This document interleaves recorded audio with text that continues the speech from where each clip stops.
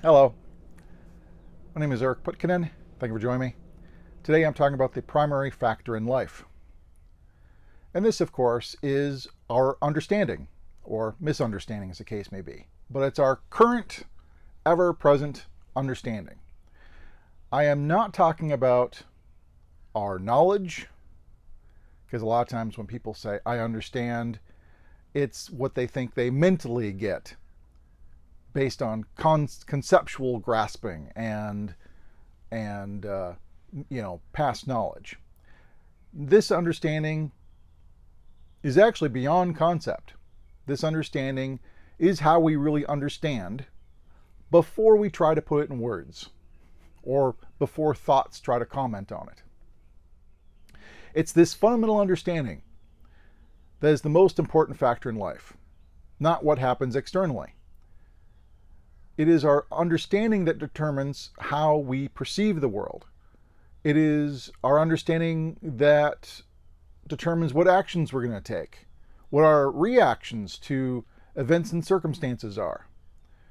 It's our understanding that, influences and determines our relationships with others. If we have a misunderstanding, much confusion and suffering and other things happen. Understanding is fundamental. It's the primary factor in life. And that's why I think all of spirituality really is fundamentally trying to change our fundamental understanding of the world by seeing directly, because spirituality is about a direct experience, a direct seeing. You are seeing directly what is. And so now there is this understanding and not a misunderstanding. And when it comes to non-duality, of course, that would be the seeing directly that there is no other. There is no separation. And that dispels the illusion and misunderstanding of otherness. We a lot of times have this idea of there's multiple other things in the world.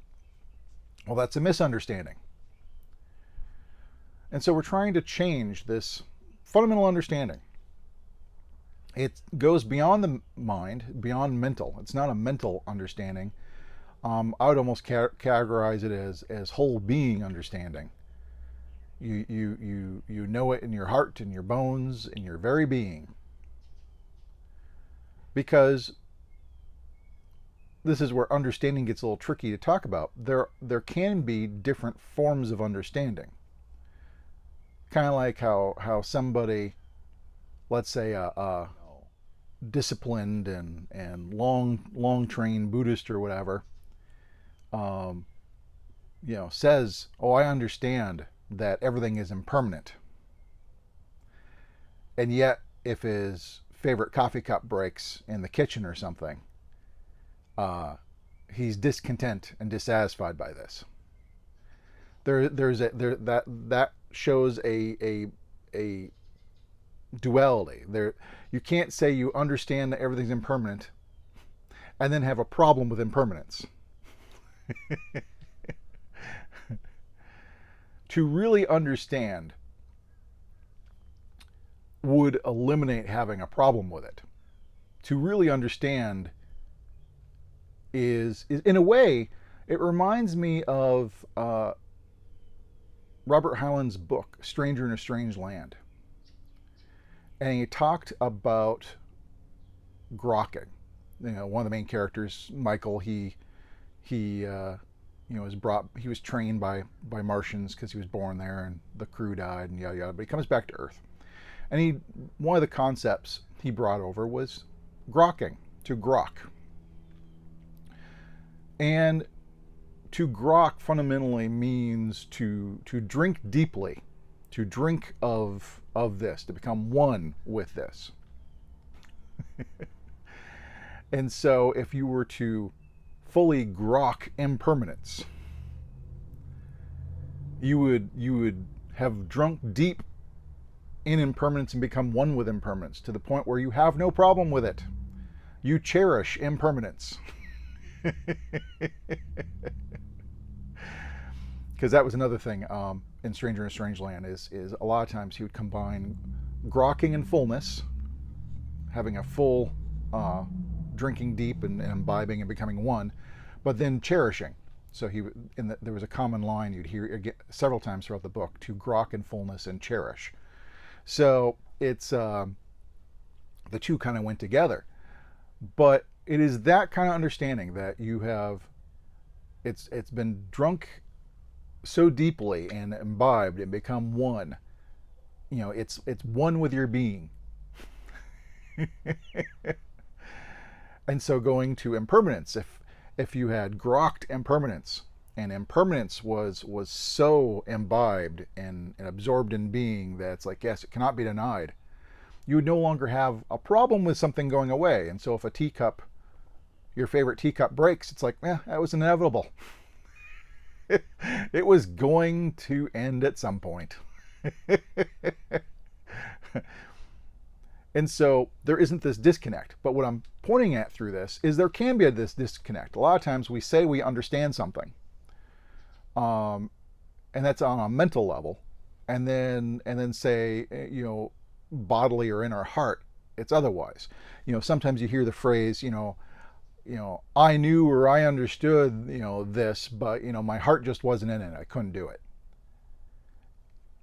There is this fundamental mishmash or different levels of understanding that sometimes happens. And I only point this out because I want to make it super clear. I am not talking about mental understanding here.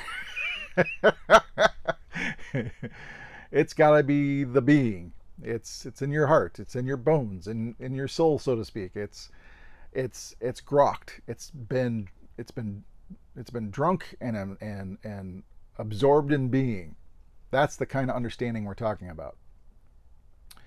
And this is the kind of understanding that we live by a lot of times, misunderstandings, because of the conditioning and the habits and everything else from an early age of being referred to as a separate being and as the body.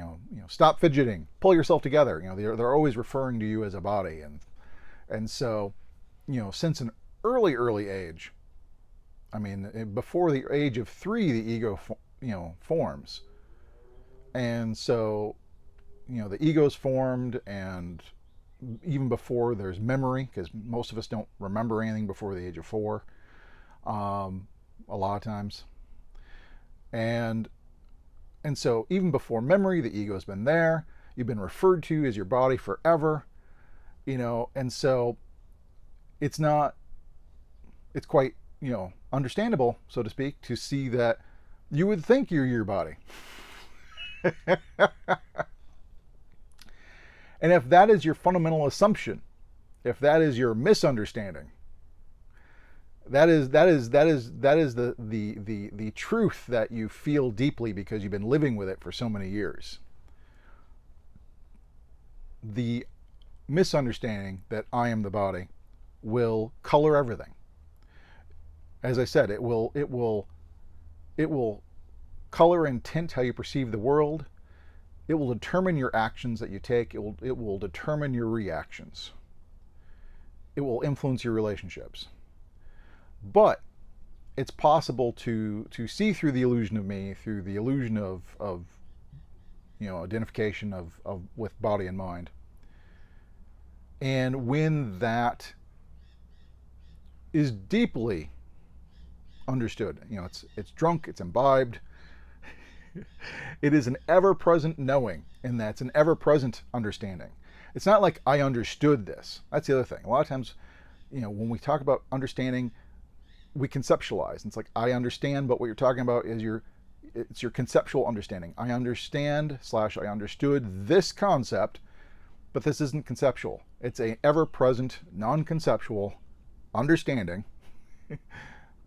which you then could put into words as, well, I understand I'm not the body.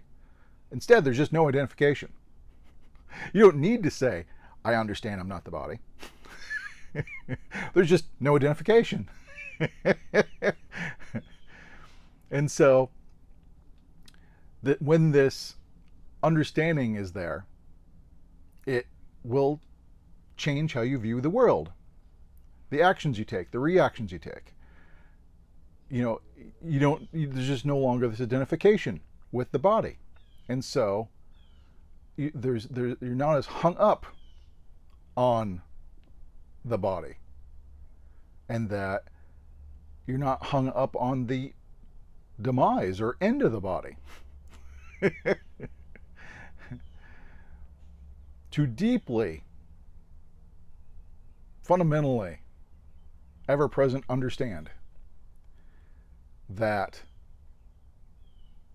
well, I guess in Advaita terms, just say Brahman alone exists,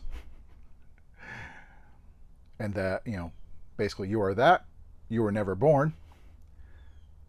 To have that deep understanding, that grokking of that, would eliminate the fear of the end of this body. Just like we don't fear the end of Joe Schmo. Someone we don't know. They have a body. It's going to go away. We don't fear that body going away because it doesn't concern us. It's always self-referential. I'm going to end. Well, that's identification with the body. If you don't identify with the body, and so there's no beginning or end, the end of the body is not that big of a deal. So I jumped around a bit, but I think I want to summarize or highlight at the end here. It's about the grokking. It's about the when you're trying to understand something new, it's drinking it deep, becoming one with it in your being. Understanding is that way. It is an ever-present, it's part of being. It's like, I know this, which could be true or not. I mean, there are misunderstandings, but it is that fundamental, beyond mind, beyond concept, understanding that is primary. It shapes everything in the world. How we react, our relationships, everything. And so that is what we need to look at. We need to look at our fundamental understanding, how we see the world, how we see what is. Anyways, if you got any questions, comments, please post below. But until next time, thank you much.